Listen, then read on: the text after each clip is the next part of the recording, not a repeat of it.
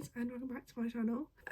Today I've got work, but I'm also leading up to my period, so if you don't like anything TMI or anything about periods, or you find it icky or anything of the sort, I would switch this off now, if I'm honest, because I'm going to be open and very raw about it, because honestly I suffer so much. I do have adenomyosis and PCOS. I've also potentially got endometriosis. I have had the surgery, which I'll link up in the corner for you guys to watch.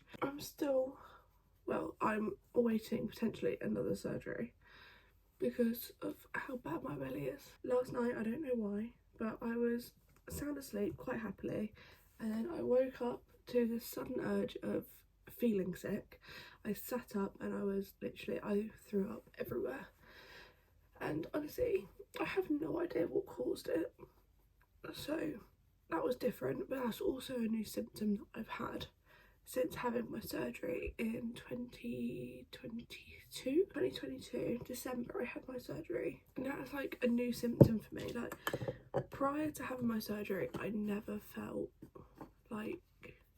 sick. I don't like the feeling of feeling sick. It's just not a feeling that I would happily take on in my life. But now I am throwing up. I am sick most days when it's like leading up to my period. However, my period still isn't consistent. I got told that my period would potentially get consistent after having the surgery. My period has gone from being every 2 months or 3 months to now being every 12 days, every 25 days, every 47 days. So I'm having to use natural cycles. If anyone's heard of it, it is probably one of the best things that I've ever come across. And all you do in the morning is take your temperature. This isn't an ad, by the way, but you take your temperature every morning, and then you put it onto your phone. Like, you connect it all to your phone, and you just do it all there, and then it manages to tell you when your cycle's going to start and what phase of your cycle you're in and everything. Also, this Bobbi Brown, like 3-in-1 kit, honestly, best thing since sliced bread. Natural Cycles has actually saved me. Not saved me, but it's helped me to understand where I am in my body and helped me just to keep track, because prior to the surgery, I got put on a contraceptive pill called Digestrol. I don't know, I'll put a photo up here. And I was on that for 2 years. But before that, I was on the pill called microgynon. Hold on, let's backtrack. I went on the pill when I was 15, basically just to help with period pains. Obviously it is classed as contraceptive, but I went on it when I was 15, and then I was on it until I was about 18, 19, and then I got told when I went in to get my next packet that the packet is actually got way too expensive for the NHS to pay for regularly, because with that packet you took it every single day. You never skipped a day. You took the yellow pills for like 21 days, and then you took the white pills, which made you have your period, on for a week, and then once that week was done, you'd go straight back to the yellow pills, and you wouldn't have any time off. When you're on something like that, it's not actually a natural period that you're having. It's a fake period that the tablets are making you produce, so it's not actually a completely natural period at all. So that's why, like, for years I just thought I had really, really heavy periods, because it was making me have a period. It was like, honestly, the pain was horrific and it wasn't natural. So when I got to like 18, 19, I got told that the tablet that I was taking was way too expensive for the NHS, and to go on Rivergynon, I don't know, it's this pink packet. I was on that for, let's say, 2 months. It was horrific. I couldn't do anything on it. I was actually like doubled in pain more than ever. I did so much research onto that tablet as well, because I was hearing a lot in like the press and the media about it, and about certain things that I'm not going to say, but if you want to know, just do your research. I heard a lot, so I was like, I'm not staying on this tablet.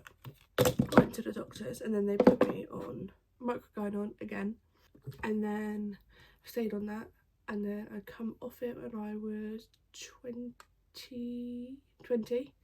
and then I got put on progesterone, which is what the doctor or the surgeon told, because that's when I was about 17, 18, that's when I was like, I'm done with my pains. I need to go to the doctors and try and sort this out. They did try to fob me off. That'll be another thing, but I'll speak to you about that in later. Probably when I get home from work, because I don't actually have that much time to get ready and go to work.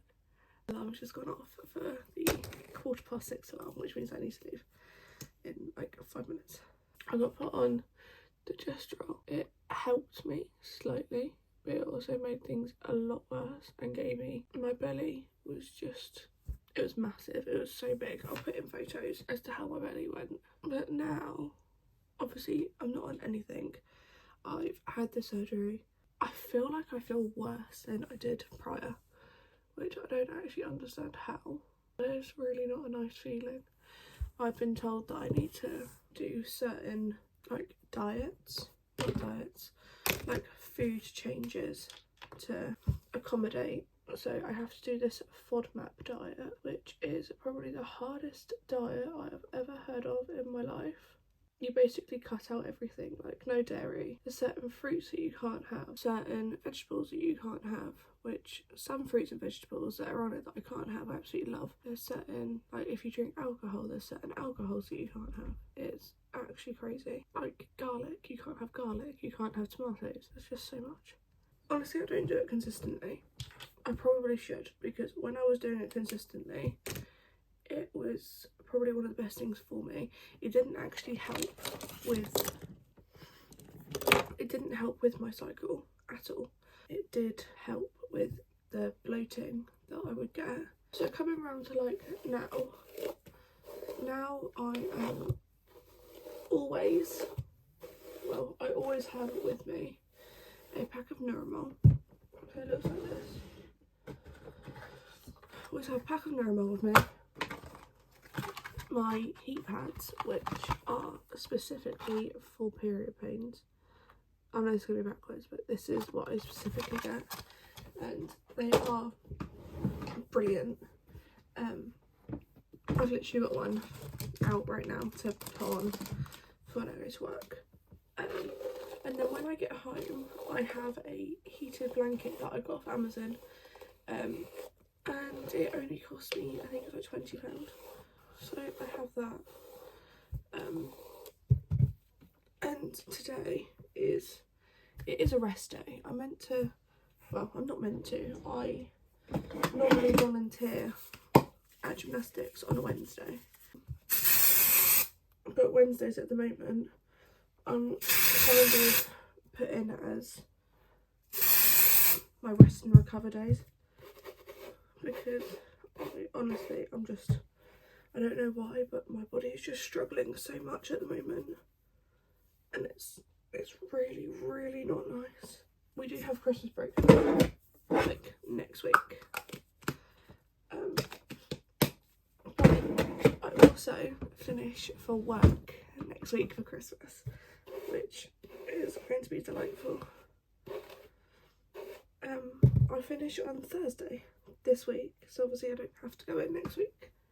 Right, the hair is going to go up, so I can't be bothered. That is now the second time that my alarm has gone off, which means that I need to, well, that's my get dressed alarm, so I'm not actually doing too bad. That'll do.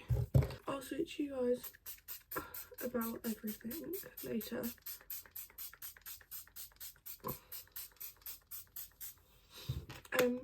Work is 100% a struggle right now, especially for when it's the time of the month to go through. I struggle like hell. Some days I can't go in. I have had 3 months off work in the past, well, in this year, in the past year, because of the pain that I was in. I was constantly back and forth to the doctors about it, and there's a lot that they told me, but I'll tell you that later. I need to get ready and I'll speak to you when I finish work. I'm back from work. As you can see, I am in my bathroom, so welcome to my bathroom. But I have got my first ever smear test today, and honestly, I'm a little bit scared for it. I've never had one before. I spoke to my mum and my nan about it. They both said it's absolutely fine. It's just a thing that we have to have done, but I've never had it before and I'm very, very nervous. I've got it in like 20 minutes, which is lucky because the surgery's just down the road, but wish me luck. This is an update on my belly. If you can see, it like pokes out here.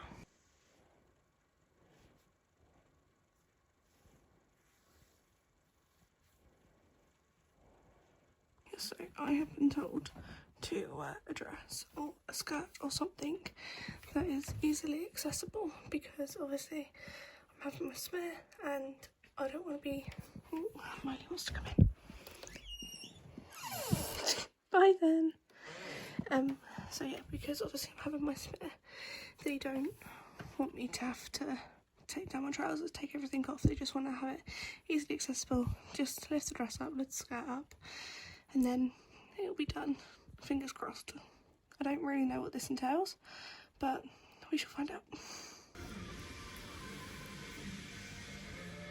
I have now come back from having my first ever smear test. Honestly, it wasn't horrific, but it was not a nice experience. They went through everything with me. Everything obviously like they need to know. My first one, like my first smear test, how old I am, my NHS number, where I live, all that malarkey, and then they explained everything. So they explained what they're going to use. So they use like a speculum that kind of looks like this, and it like goes into you, and then it like opens you up. And then once that's inside, then they get like a stick that stays inside you, and then they get like a stick. And the stick goes inside and it like swabs your insides of like your vagina, swabs the insides of your vagina, and then the stick comes out, goes into a little test tube, and then the speculum closes and that comes out. She said that I could experience bleeding from now until potentially tomorrow. It all depends, everyone's different. But yeah, I have to wait for 5 to 6 weeks to find out the results. If I hear the results and they're fine, then I won't have to go for another 3 years. If they come back and they say that they found HPV, which is the virus that they're searching for, then I have to go back again in a year's time. So, well, fingers crossed that I don't have it, as I did have the injection when I was younger. There's 3 injections that we got given when I was younger to prevent cervical cancer. But yeah, fingers crossed I don't have it. So tonight for dinner I'm having this. It's the M&S gluten-free spaghetti bolognese. It looks like this. I'm gonna put it in the microwave. It says that it takes 3.5 minutes to do. I'm going to take it out like halfway through so I can give it a stir, because as you saw, the bolognese is like on top, but on top of the pasta. So I'm going to give it a little mixeroni. We've got Chris and Kylie having the time of their life there, and Chris is making his, what are you making? Sausages and eggs, because he's just woke up because he's on nights.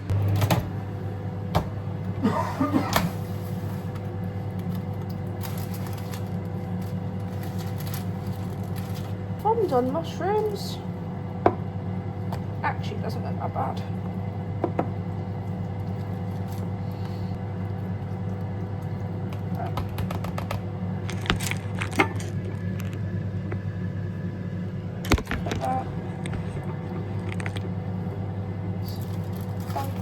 over. Back in. Coat for rescue 3 minutes. Cat cam. Say hi, Kylie. Hi, baby.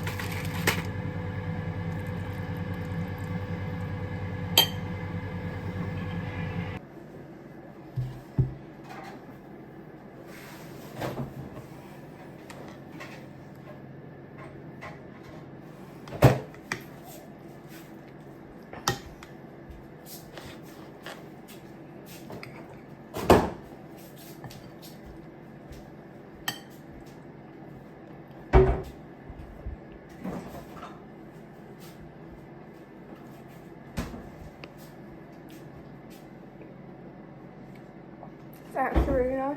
Yeah.